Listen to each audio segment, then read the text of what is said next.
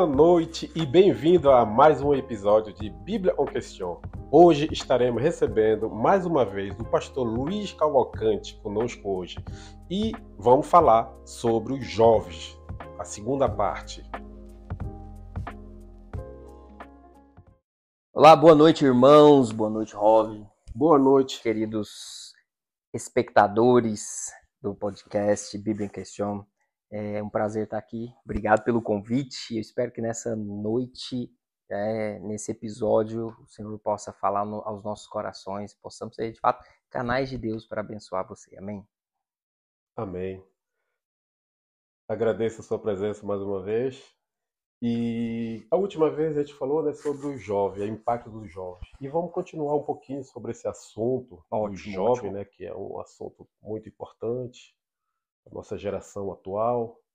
O senhor, por exemplo, o senhor na última vez falou que o senhor tinha se convertido, o senhor era jovem, né? Sim. E o que o senhor pode me contar hoje, quando o senhor se converteu naquela época? Se é a mesma de hoje? Olha, eu me converti, o Senhor me salvou já fazem 25 anos. 25 anos. E as coisas eram realmente um pouco, mas não tão diferentes. Aquela altura era início do ano 2000, exatamente, né? No ano 2000. Converti dia 8 de janeiro do ano 2000, 8h30 da noite.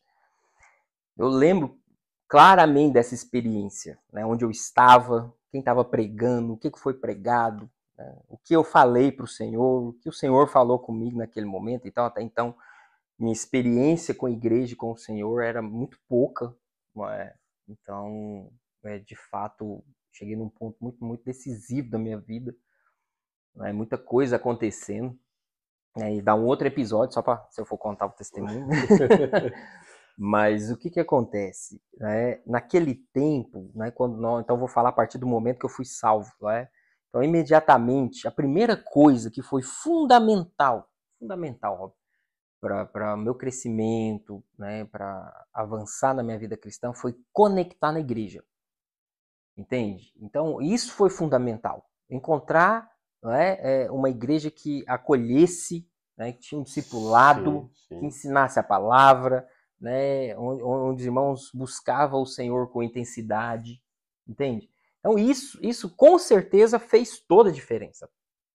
Então eu não cheguei lá e fiquei correndo atrás de onde eu ia me conectar. Sim. Muito pelo contrário, os irmãos vêm, abraçam, consolida e ensina a palavra e participava das reuniões nas casas e chamava para o culto e comunhão e vigília e oração e cursos um atrás do outro, enfim.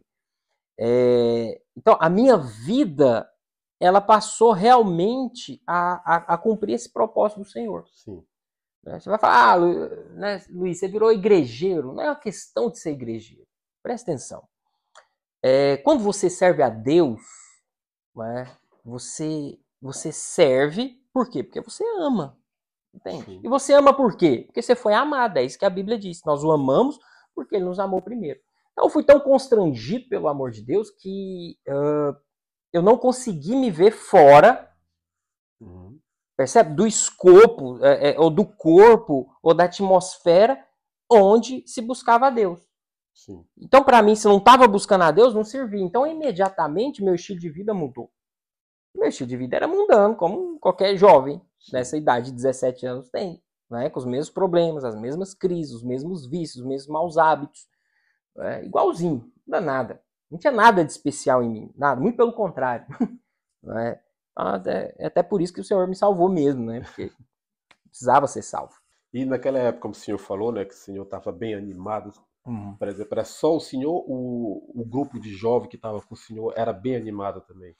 Muito, muito. Nós realmente, àquela altura, estávamos debaixo de um mover de Deus muito grande.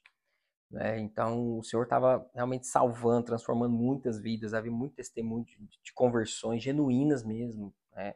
Então, não era gente assim que estava um pé na igreja, outro no mundo, não. Era gente que era ímpio mesmo, assim como eu era ímpio. Sabe o que é o ímpio? Sim. Bem ímpio. Sim.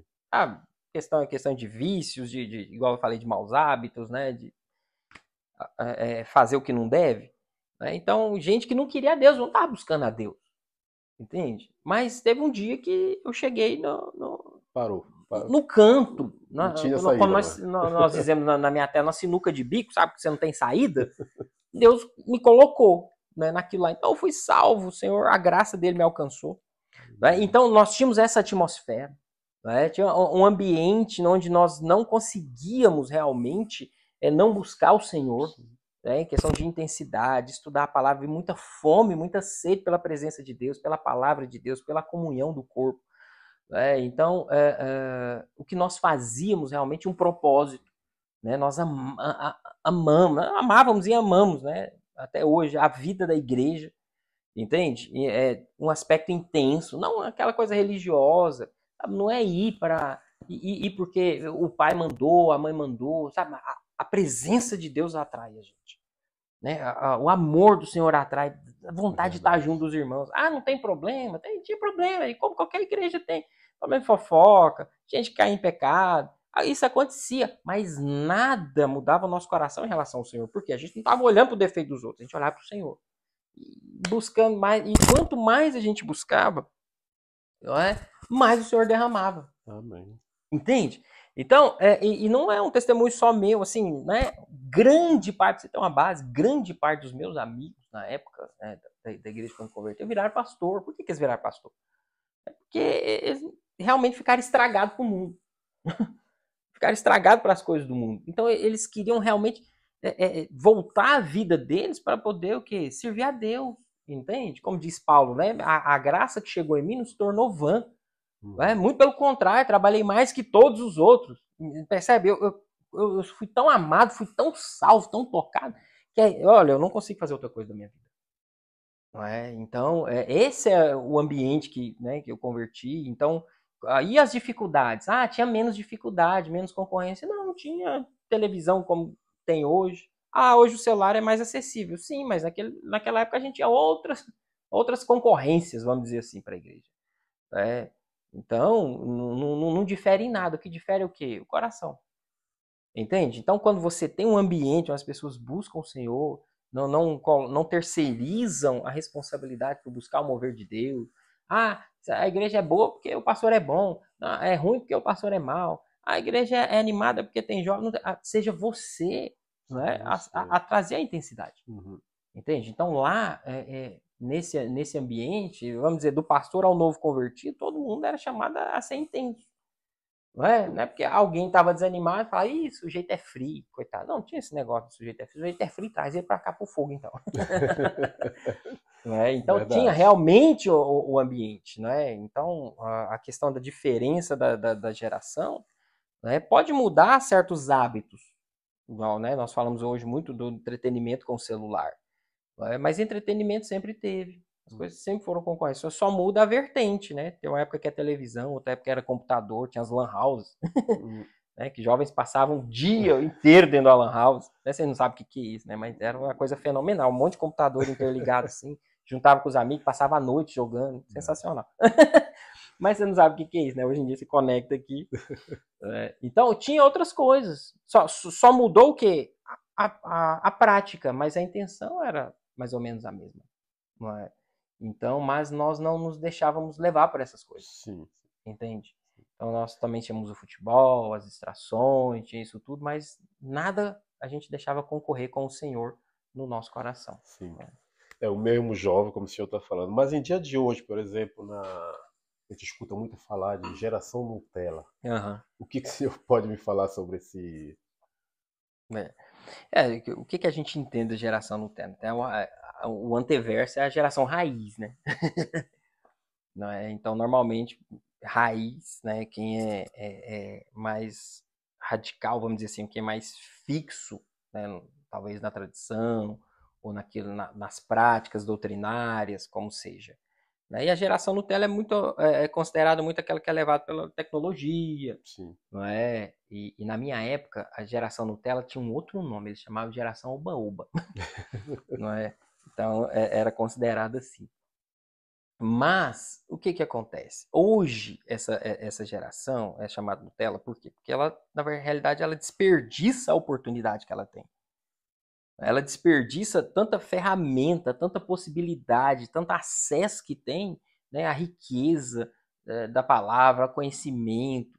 Né? Então, hoje em dia você tem mais oportunidade, né? Tem muito mais oportunidade, mas ao mesmo tempo desperdiça-se mais oportunidade. Porque não aprende a dar valor nas coisas realmente. Verdade. Né? Então, quando você tem uma lista de opções de oportunidades, você acaba não valorizando nenhuma. Verdade. Entende? Se a sua única chance... Né? Eu lembro, eu tenho um filme que eu recomendo, você vai achar de graça no YouTube, vocês assistam depois. Depois que terminar o podcast, você assiste. Agora não. Chamou Livro Perigoso. Né? Tá disponível. Né? E lá conta a história de um pastor que cresceu na cortina de ferro. Né? Ele passou décadas pregando, sabe o quê? Uma página da Bíblia que rasgou, ele conseguiu rasgar antes do governo comunista tomar dele. Décadas com uma página, frente e verso. Praticamente 2, 3 capítulos só. Acho que 2 capítulos só que ele tinha da Bíblia. Anos ele viveu com aquilo. Então era a única oportunidade. O dia que o pastor deu uma Bíblia inteira para ele de presente, ele chorava copiosamente. Porque muitos anos que ele não via aquilo. Então, quer dizer, é a única oportunidade. Então, quando você tem uma oportunidade, você dá valor. Entende? Então, quando você encontra o autor da sua salvação, você se vê como perdido, você não desperdiça, você entrega a vida para ele. Agora, quando você está vivendo num lugar onde você tem um monte de pregação na internet, onde você tem um monte de versão de Bíblia, você tem tanto de acesso a coisas aqui, aí você vai fazer o quê? Ah, não, já que tem tanto, quando a oferta é demais, o preço fica lá embaixo, na verdade. Quando a demanda está mais alta, mais difícil o produto, ele fica mais caro. E ocorre isso no coração da chamada geração Nutella. Eles não aprendem a valorizar as coisas. Tem oportunidade, mas não valoriza. Em parte, pode ser erro nosso também, que veio antes, que às vezes a gente não sabe transmitir o valor real das coisas. Não é? O quão é importante ter uma Bíblia, você ter uma Bíblia, né, de papel, estudar, riscar a Bíblia, marcar o que Deus falou. Né? Não sei se vocês sabem o que é abrir uma Bíblia, tá lendo, aí o Espírito Santo fala com você começa a chorar, aí começa a pingar lágrima no papel, não, vai estragar minha Bíblia. É uma experiência que você tem que ter. Entende? Sim. Não é? Você já teve experiência de dormir de joelho orando? Não sei quantos jovens teve, mas você tem que ter. Tem que ter, verdade. Ah, você dormiu orando muitas vezes, acordar de madrugada com o corpo duro. Mas é o melhor jeito de dormir, na verdade. Não é? Porque às vezes chegava cansado, estudava, trabalhava, estava à noite, fazia faculdade, dava aula nos cursos da igreja, fazia seminário, aquela coisa. E a hora que eu tinha para orar, eu apagava. Mas pelo menos eu dormi buscando o Senhor. Quantos tiveram essa experiência? Não sei. Precisa ter. Você teve a experiência de orar no monte? Né? Tem que ter. Passar uma noite inteira. Né? Já teve a experiência de ter um culto de 12 horas, começar a cultuar o Senhor 6 horas da tarde, terminar às 6 horas da manhã? Tem que ter. Jovem tá aí por causa disso. Entende?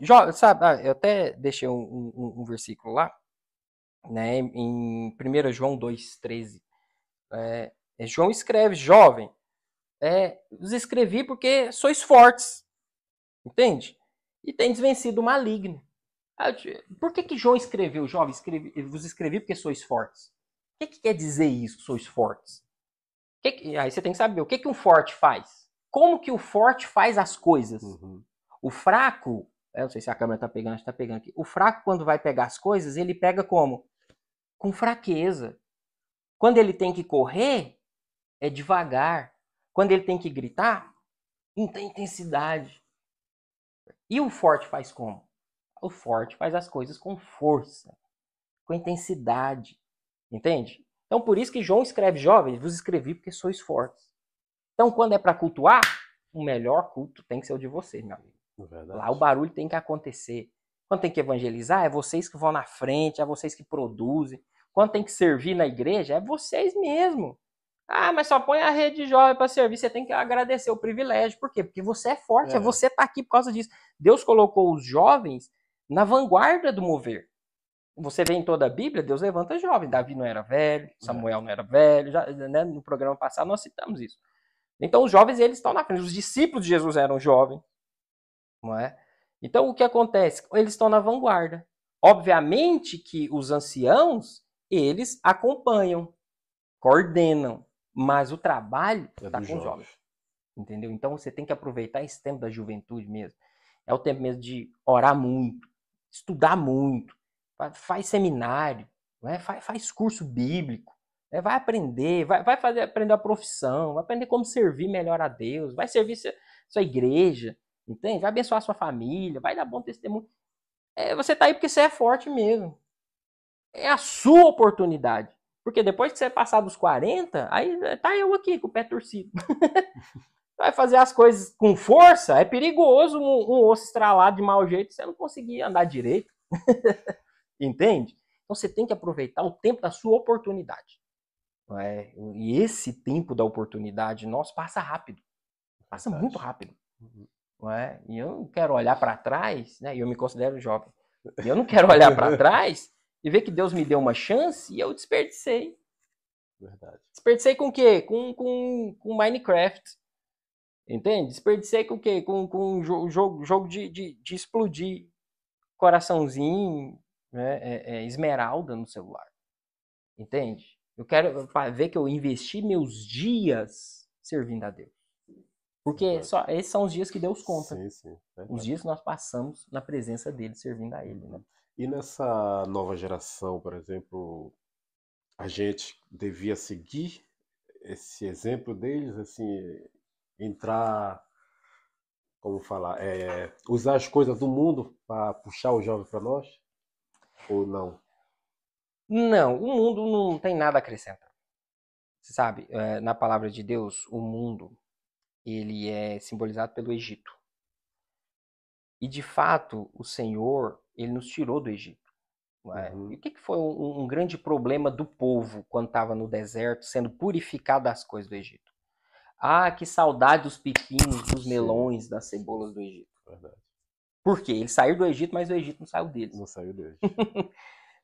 Então, nada. Mas, pastor, então, mas celular é coisa do mundo, então não posso pôr as coisas da igreja no celular? É diferente. Você não é você depender dessas coisas. Você usa como se não tivesse. Entende? Então, né, nós gostamos de falar isso, né, um tempo atrás, bom tempo atrás, não se tinha bateria nas igrejas, ou guitarra. E algumas igrejas consideravam até pecaminosas. Aí quando isso começou a acontecer, falaram, não, isso é o mundo entrando na igreja. Mas calma. Por que não é mundo? Aí você tem que saber filtrar. Qual que é a origem das coisas? A origem. Então, se algo é declaradamente pecaminoso, maligno, você não trai, óbvio, você não precisa disso. Entende? Sim. Mas se não é, aí entra aquele crivo da palavra. Tudo que é bom, tudo que é verdadeiro, tudo que é puro, tudo que é justo, tudo que é amável, tudo que é de boa fama. Se alguma glória há, se algum louvor existe, e de fato você pensa e considera essas coisas. Então você passa por esse crivo. Então eu vou colocar uma tela de LED na minha igreja. Entende? Então, pera. Quem faz isso? Não sei. Eu quero fazer, em nome de Jesus. Mas eu estou esperando o recurso chegar. Mas a questão é a intenção. Entende? A origem disso. Não é? Então, só a intenção não vale, mas e a origem? Percebe? Então, quando nós dizemos coisas do mundo, você pode pegar coisas como estilo musical, você pode pegar coisas como o uso da tecnologia. Então, tem coisas que realmente são de mau gosto. Tem estilo musical que é de mau gosto, eu não vou falar aqui. Nós, por exemplo, como cristão, a gente pode escutar música mundana? Olha, eu costumo dizer a música mundana o seguinte. Paulo diz o seguinte, tudo me é lícito, mas nem tudo convém. E nada é neutro. Nada. Não pense você que existe alguma coisa neutra. Não, isso aqui é inocente. Não existe nada inocente. Toda ação vai gerar uma reação. Entende? Toda postura, toda atitude vai gerar uma consequência. Entende? Música secular é pecado? Não é pecado. Mas você tem que pensar o quê? Traz vida. Aí volta aquele crivo. É agradável, é amável, é de boa fama, alguma glória, algum louvor. Entende? Se você usa às vezes a música, você estuda música, se você estuda piano, se você não for ouvir Mozart, Beethoven, dificilmente você vai conseguir. É mundo, não é? Sim. Não é música secular.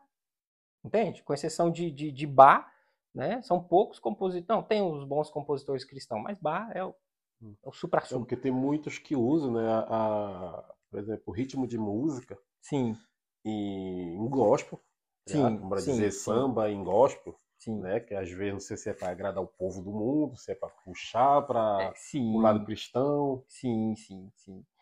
E isso é o quê? Volta lá na coisa. É a intenção?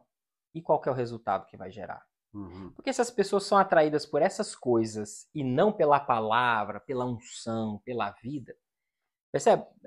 Se Paulo estivesse dizendo, ele falou de comida. Sim, Mas vamos supor se ele estivesse sim. colocando de música. Me é lícito fazer. Uhum. Mas se Cristo então não é glorificado, Cristo não é exaltado, Uhum. né? Por que eu vou fazer? É. Consegue entender? Então, não teria mal nenhum se não gerasse um fruto de morte. Uhum. Agora, as pessoas vêm por causa de Cristo ou vêm por causa do ritmo? Porque se a condição para a pessoa ficar na igreja é o ritmo, então tá pela condição Sim, sim. errada. Entende? E eu sou livre para colocar tanto o pagode, né, Uhum. a ginga. Eu sou livre para fazer isso. Mas desde que o quê? Cristo realmente seja o centro e seja o motivo das pessoas estar ali. Então, se eu coloco o hino da harpa ou se eu coloco um rock and roll, é Cristo que realmente é que está atraindo? Estou fazendo isso por causa de Cristo ou estou fazendo para agradar homens? Uhum. Paulo fala, porque se eu estiver agradando aos homens, sou miserável. Entendeu? Porque Mas isso pode ser usado como uma técnica para puxar o povo do mundo? não, eu creio que não. Hum. O que deve atrair as pessoas é Palavra. Cristo. É Cristo. Presta atenção. Um dia uma pessoa postou na internet o seguinte Reels. Músicas que te aproximam de Deus. E colocou uma série de músicas que realmente eu também gosto. Só que deixa eu te dizer uma coisa. Segundo a palavra, o que te aproxima de Deus? É Cristo. Você está entendendo? Uhum.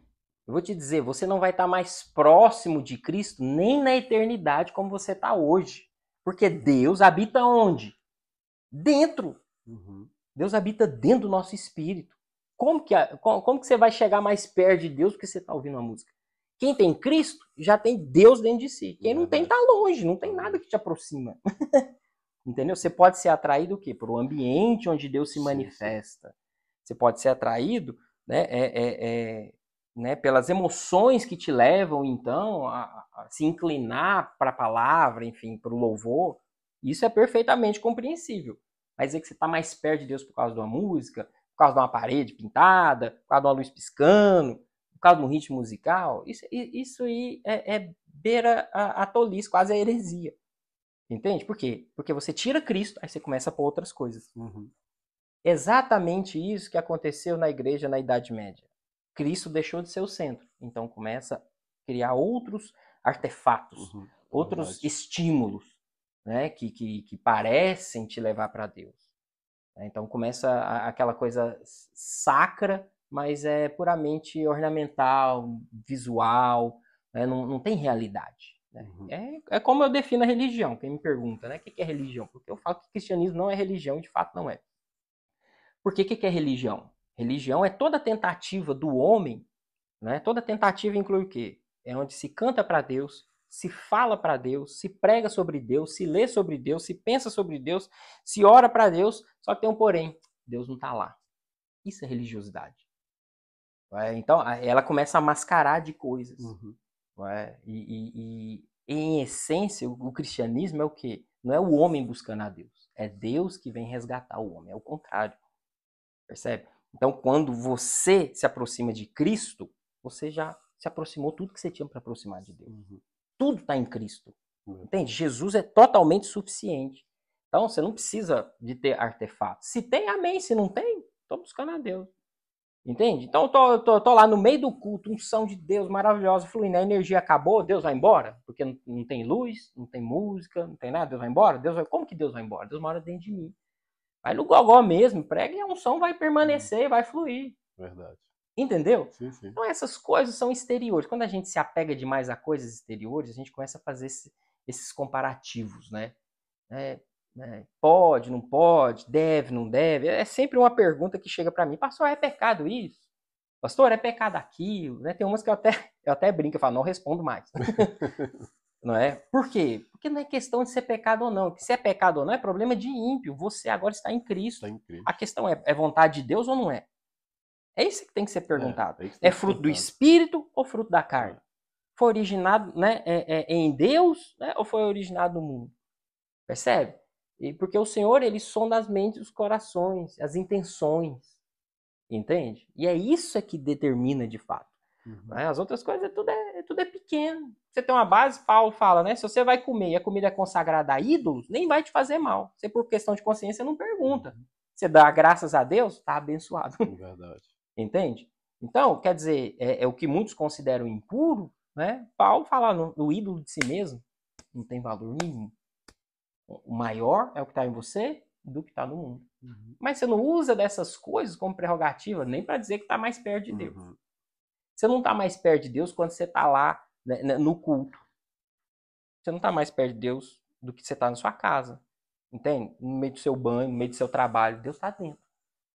Percebe? Então, você, às vezes, colocar condicionantes, usar coisas para atrair as pessoas para Deus, eu diria assim, é quase desprezar o sacrifício de Cristo.